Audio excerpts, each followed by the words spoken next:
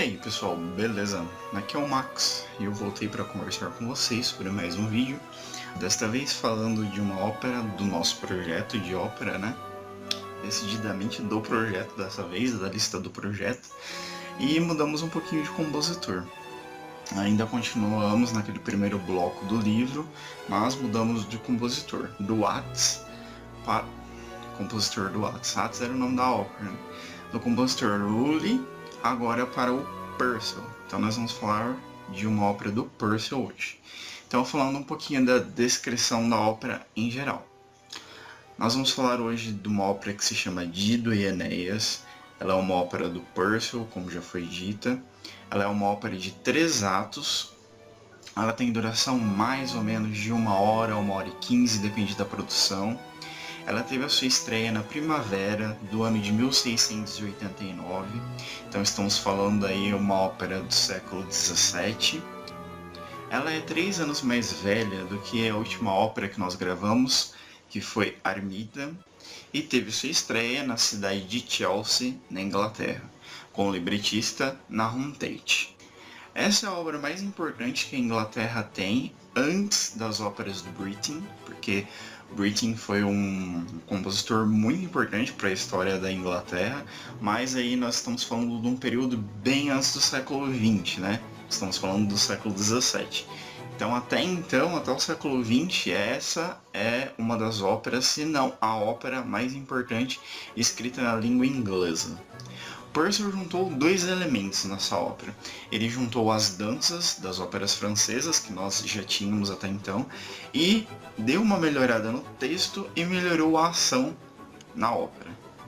Falando um pouquinho da figura agora, no texto que eu falei no último vídeo que eu iria trazer, sempre falando um pouquinho da figura do livro base, né, que é o Guia Ilustrado Zahar-se aqui, a figura que veio dessa vez na ópera do Dido e Enéas foram os 2 personagens contracenando através de uma dança. Quem fazia o Dido era o Mark Morris e quem fazia o Enéas era o Guilherme Resto, na Ópera Nacional Inglesa de Londres no ano de 2000. Falando um pouquinho agora da minha descrição, a descrição da ópera que eu assisti. A minha descrição é do ano de 2014, então bem recente, consegui achar uma produção bem próxima do ano que eu estou. Ela é do teatro de Rouen, e quem interpreta os personagens principais, tanto Dido como Enéas, é a Vivica Guinness e o Henk Neven. E nós temos como condutor dessa peça o Vincent Dumas. Falando um pouquinho agora do resumo da ópera, nós temos então a Dido, que eles estão numa cena inicial numa praia, num mar. Eles estão olhando para o mar, como se fosse uma coisa reflexiva. Então nós temos Dido e nós temos Belinda, que é a irmã de Dido. Eu acho que só eu que achava que Dido era um homem, né? Mas enfim, era uma mulher, ela é uma rainha. Ela está lá numa situação contemplativa, e nisso chega a Belinda e fala, ó, anima, tal, por que você tá assim, né? É triste, e nós temos que nos animar, parará, tenta colocá-la para cima, mas ela não fala para a irmã por que ela está se sentindo daquele jeito.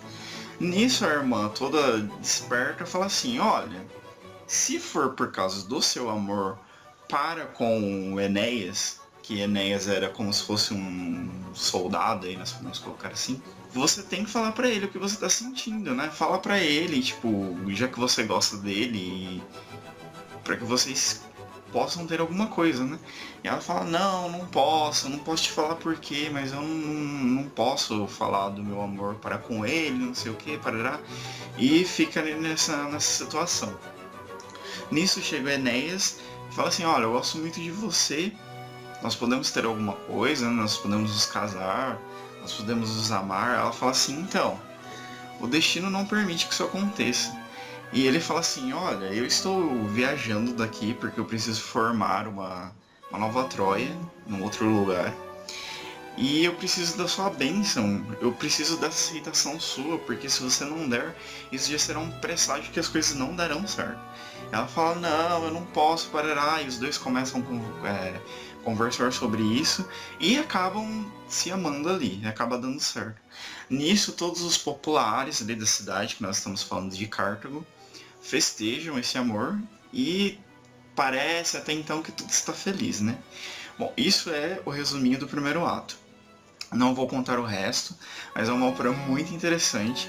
Nisso daí pra frente aparece maldição, aparece bruxa, aparece tudo quanto é raio. Ela é bonita, é uma ópera bonita, uma ópera reflexiva, uma ópera que trata do tema amor de uma forma abrangente, de uma forma profunda. Então acredito que vocês vão gostar muito, se vocês assistirem. Essa foi a primeira ópera que eu já tinha assistido. Desses anos mais antigos que eu tô falando agora, foi a primeira ópera que eu já tinha assistido. E já tinha gostado, então estava com uma sensação boa de gravar esse vídeo. Bom, agora eu vou falar das minhas impressões da ópera. Eu anotei aqui 7 impressões. Primeiro, ao mesmo tempo que é muito estranho ouvir uma ópera cantada em francês, que desde o primeiro vídeo essa é a primeira, é muito confortante, porque você entende, né? Inglês é inteligível, pelo menos pra mim. Mas ele cantado como ópera pra mim soa um pouco estranho. Eu não sei se isso é meu ou se ele realmente não encaixa dentro de uma ópera. Mas eu vejo esses dois pontos quando se tem uma ópera cantada em inglês.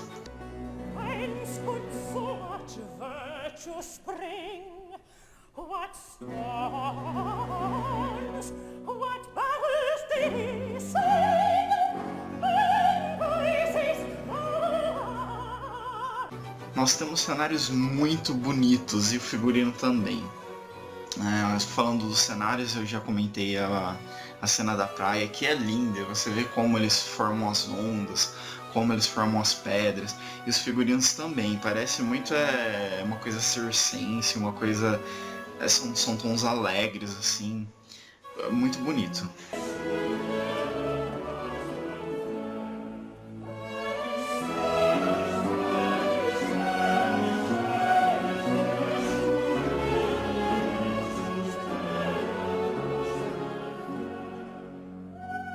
Nós temos essa produção, assim, que eu pensei no meio da ópera, que parece muito Cirque du Soleil. Então, nós temos a parte de acrobacia muito forte, então tem gente voando, tem gente subindo, tem gente descendo, tem gente caindo, tem de tudo. E questão de roupa e maquiagem também, eu achei bem padrão circense.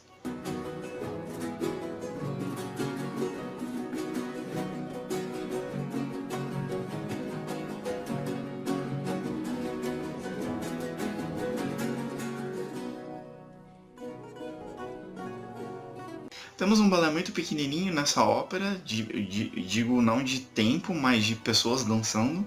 Temos um número reduzido de pessoas no balé.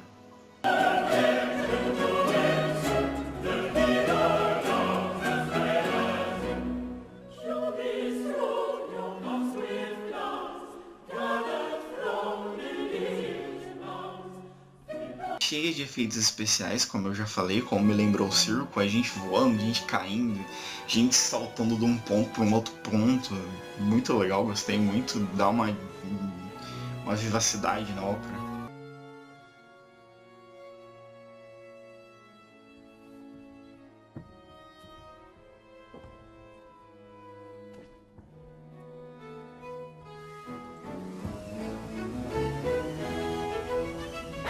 E uma das únicas coisas que eu não gostei, se não falar a única, foi a mudança de registro, porque nós temos uma bruxa que ela tem um personagem muito importante para o desenvolvimento da história, e no libreto ela está descrita como meio soprano e contralto, porque ela é bem grave. E colocaram um barítono para fazer, não sei porque mandaram o registro dela. Como eu já tinha assistido essa ópera, eu estava esperando um timbre feminino e me chega um barítono. Tipo, muito bem executado na ópera, sim, mas não é isso que eu estava esperando. Então esse foi um pontinho negativo que eu achei.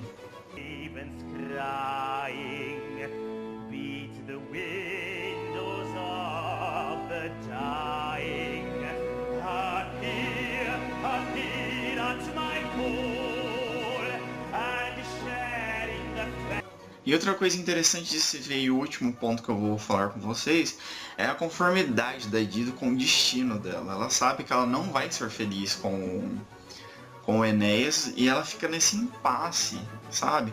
De amor, de querer, de não querer, dela saber que não pode, Você vê o sofrimento dela no primeiro ato e no último ato, no lamento, que é lindo. Ela é pesada nessa parte, ela é densa, assim. Prestem atenção nessa parte se vocês assistirem essa ópera.